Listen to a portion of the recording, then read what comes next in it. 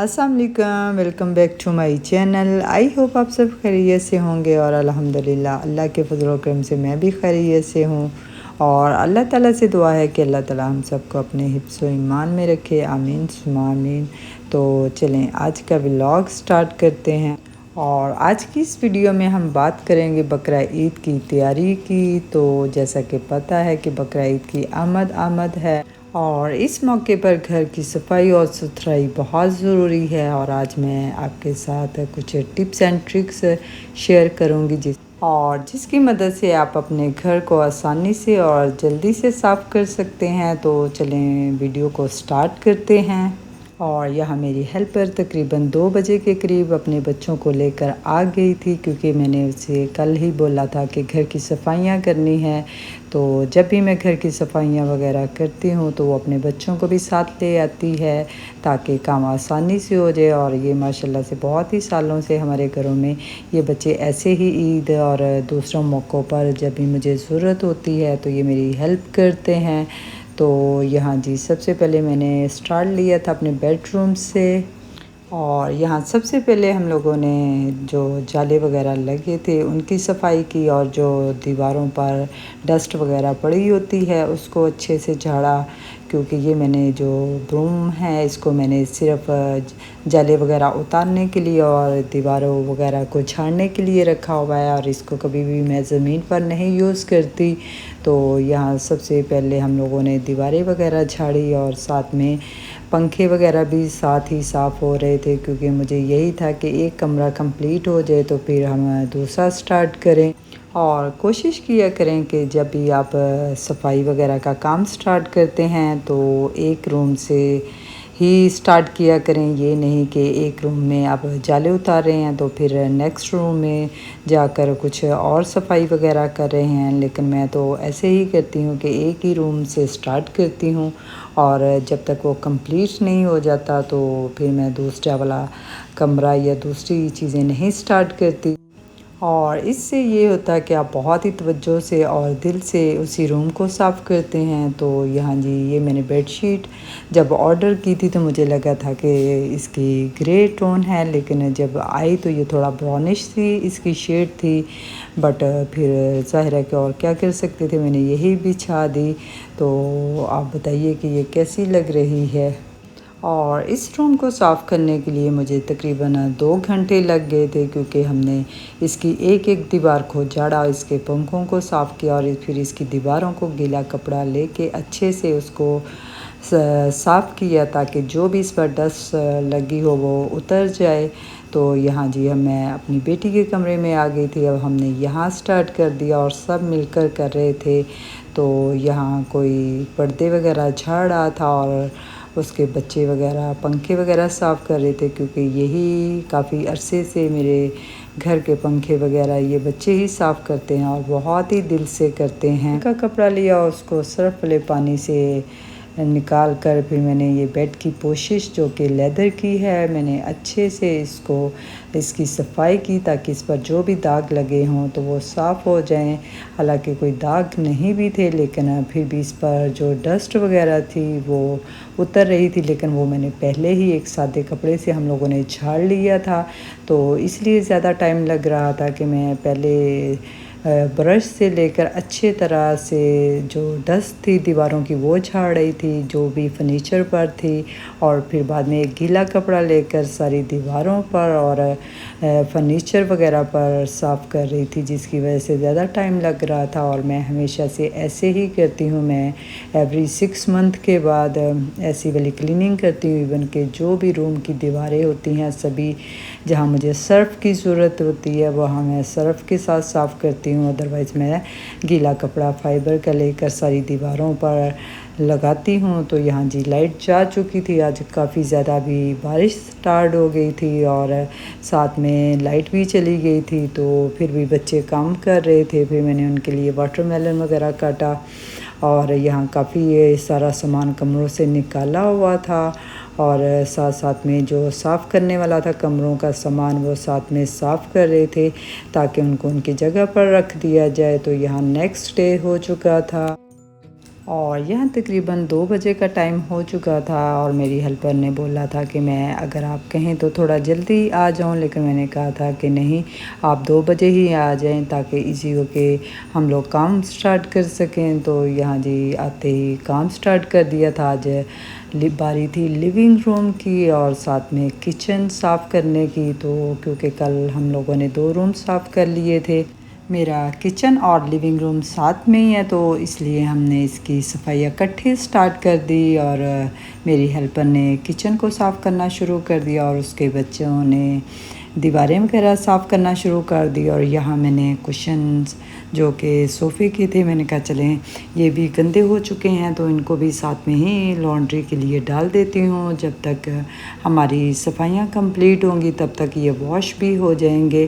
तो यहाँ मैंने इनके कवर्स उतार के, हालांकि लॉन्ड्री अभी दूसरी भी करने वाली थी लेकिन मैंने उसको स्टार्ट नहीं किया था। जस्ट जो मैंने बेडशीट मेरे कमरे से उतरी थी और ये कुशन सिर्फ इन्हीं को मैंने वॉश किया था। और जो घर की मुझे दूसरी लॉन्ड्री करनी थी उसके लिए मैंने ये सोचा था कि ये मेरे घर की सफाइयाँ कंप्लीट हो जाएं तो फिर वो मैं स्टार्ट करूँगी, क्योंकि मैं चाह रही थी कि सफाइयाँ सेपरेट सी हो जाएं, इनके दरमियान मैं कपड़ों को ना लेकर आऊँ और जो बस मुझे ज़रूरत के लिए चाहिए तो मैं सिर्फ उसी को वॉश करूँ। और इसके बाद फिर जो ये शैंडिलियर था इस पर जो बेलें वगैरह पड़ी हुई थी और जितने भी आर्टिफिशियल प्लांट्स थे जो कहीं ऊपर पड़े थे किचन के कैबिनेट्स के ऊपर, उन सब को मैंने उतार कर रख दिया। और मैंने कहा कि चलें इसको अच्छे से वॉश कर लें ताकि जब हमने इन्हें दोबारा सेट करना हो ये ड्राई हो चुके हों। और जब मैं इनको दूर से देखती थी तो मुझे ऐसे लगता था कि अभी बहुत ही नीट एंड क्लीन है। तो जब मैंने इनको उतारा तो करीब से देखा तो सच के में इनके ऊपर बहुत ज़्यादा डस्ट पड़ी हुई थी। ज़ाहिर ये आर्टिफिशियल हैं तो कौन सा इन पर कोई बारिश होती है या कुछ इन पर पानी वगैरह पड़ता है, तो ये काफ़ी गंदे थे। और फिर मैंने इनको अच्छे से सर्फ़ के अंदर डालकर वॉश किया और फिर इसको वॉश करके मैंने पंखे के नीचे ड्राई होने के लिए रख दिया। और यहाँ मैंने फ़ाइबर का कपड़ा लेके, मैं फ्रैंकली स्पीकिंग बताऊँ तो मैं बहुत कुछ ज़्यादा प्रोडक्ट नहीं यूज़ करती, जस्ट सर्फ सबसे बेस्ट है। दाग वगैरह अगर कहीं लगे हों तो वो अच्छे से साफ़ हो जाते हैं। फिर मैंने लिविंग रूम की जो दीवारें हैं इसको मैंने सर्फ से साफ़ किया, क्योंकि ये ज़ाहिर के ज़्यादा एरिया यूज़ होता है। बाकी अल्हम्दुलिल्लाह गंदा तो नहीं था, लेकिन फिर भी मुझे ये था कि चलें स्टार्ट किया है तो अच्छे से इसकी दीवारें वगैरह साफ़ हो जाएं।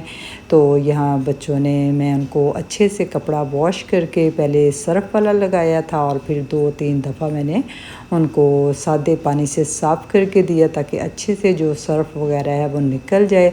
और आप बिलीव करें कि इतना साफ़ दीवारें हो जाती है, ऐसे लगता है कि जैसे अभी आपने पेंट वगैरह करवाया हो। तो साथ में वो सफाई वगैरह कर रहे थे, मैं भी फिर किचन का डोर था, वॉशरूम का सॉरी ये डोर था, तो मैं भी इसको साथ साथ जो जो चीज़ें दरमियान में आ रही थी साथ साथ में ही उनको साफ़ कर रहे थे। तो यहाँ जी मैंने फिर सर्फ वाला ही कपड़ा यूज़ किया था और फिर बाद में उसको गीला कपड़े से मैंने साफ़ कर लिया था। बच्चे लिविंग रूम को साफ़ कर रहे थे और मेरी हेल्पर और मैं, हम दोनों मिलकर किचन को साफ़ कर रहे थे। मेरी हेल्पर जो थी वो किचन कैबिनेट को साफ़ कर रही थी और मैं जो किचन की बैक फ्लैश वाली टाइल्स थी उनको साफ़ कर रही थी ताकि जल्दी जल्दी से हम लोगों का काम ख़त्म हो जाए।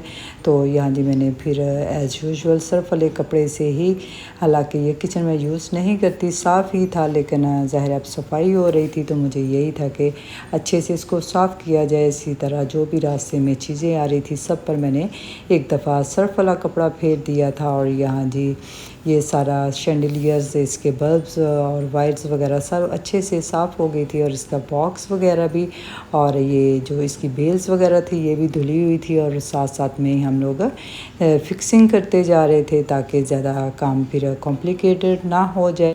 और यहाँ इसके नीचे वाले कैबिनेट्स भी साफ़ हो गए थे और इसकी बैक फ्लैश टाइल्स वगैरह भी साफ़ हो गई थी और अब कैबिनेट वाला हिस्सा रह गया था। और आज मैंने हालांकि बोला था कि इनके ग्लासेस पर सर्फ से आप ना यूज़ कीजिएगा। मैं विंडेक्स के साथ स्प्रे करके अच्छे से इसको साफ़ कर लूँगी, लेकिन उसने कहा कि नहीं बाजी, कुछ अगर दाग शाग लगे हैं तो वो उतर जाएंगे।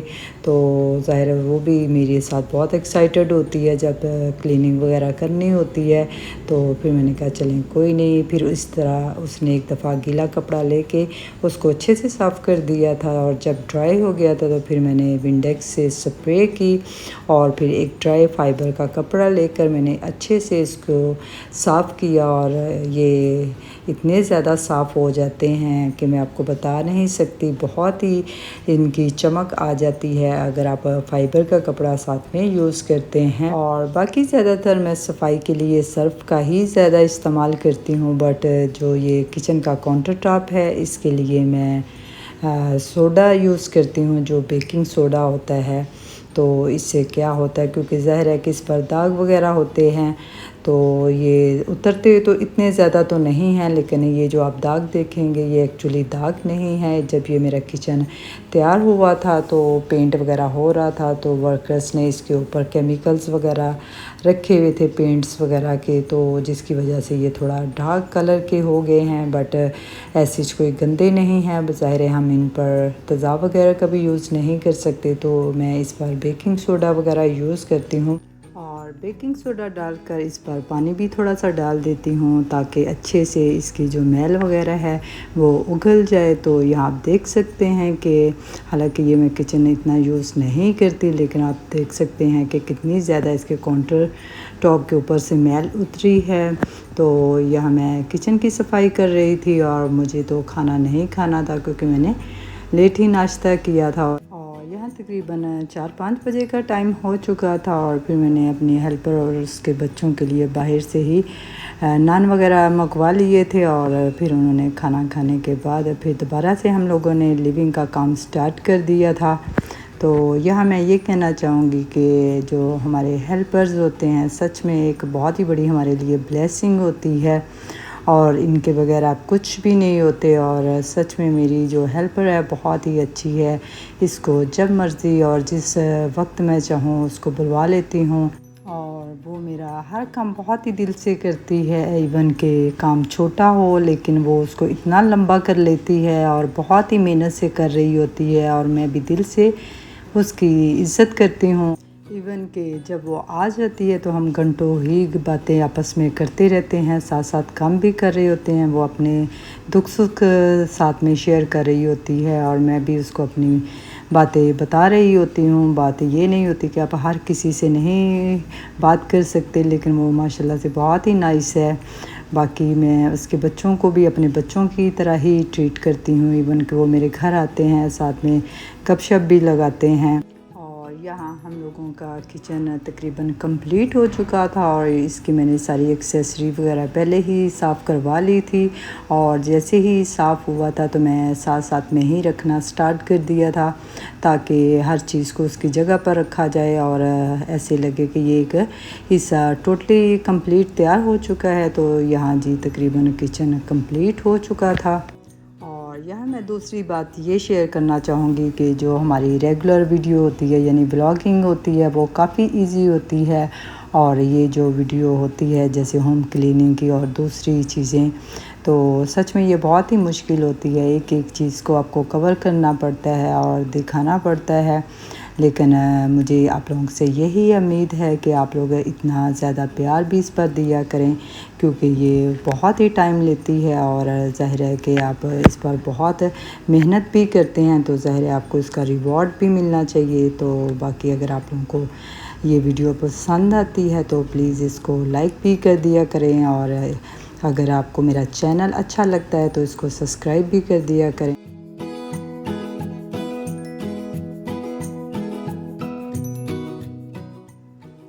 यह मेरा लिविंग रूम भी साफ़ हो चुका था, और आज सफाई का दूसरा दिन था, और देखने में कुछ भी काम नहीं लगता, लेकिन जब आप लोग स्टार्ट कर लेते हो तो ये बहुत ही लंबा हो जाता है। हालांकि मेरा घर देखने में बहुत ही नीट एंड क्लीन लग रहा था, अगर मैं चाहती तो ना भी करती, लेकिन मुझे यही होता है कि ये ईद भी आ रही है और दूसरा मुझे जाना भी है, तो एटलीस्ट मेरा घर साफ़ सुथरा हो तो मुझे फिर टेंशन नहीं होती। और अगर आप रेगुलर बेसिस पर अपने घर को नीट एंड क्लीन रखते हैं तो सच में अगर आपके घर कोई सडन से आ भी जाता है तो आपको एम्बेरस नहीं होना पड़ता, क्योंकि आपका घर साफ़ ही होता है। और कोशिश भी ऐसे ही करनी चाहिए कि साथ साथ में ही सफाई की जाए, अदरवाइज़ फिर आप पर बहुत ज़्यादा बर्डन हो जाता है। तो यहाँ जी हम लोगों का लिविंग रूम भी साफ़ हो चुका था और अब सोफ़े की बारी थी, जिसको काफ़ी ज़्यादा मेहनत करनी थी, क्योंकि ये हमारा सोफ़ा जो है बहुत ज़्यादा यूज़ होता है। और तो ये काफ़ी ज़्यादा गंदा भी हो चुका था। इसको मैंने सर्फ़ के साथ गीला करके अच्छे से इसको साफ़ किया और सच में इसमें से इतनी ज़्यादा डस्ट निकली थी, लेकिन इसके बाद माशाल्लाह से बहुत ही खूबसूरत नीट एंड क्लीन हो गया था। और इसके कुशन्स वगैरह मैंने साथ में ही वॉश कर लिए थे, फिर मैंने वो भी इस पर चढ़ा कर रख दिया था, लेकिन अभी ये गीला था तो मैंने पंखा ऑन कर दिया था। आजकल गर्मियां हैं तो ये तकरीबन ड्राई हो चुका था।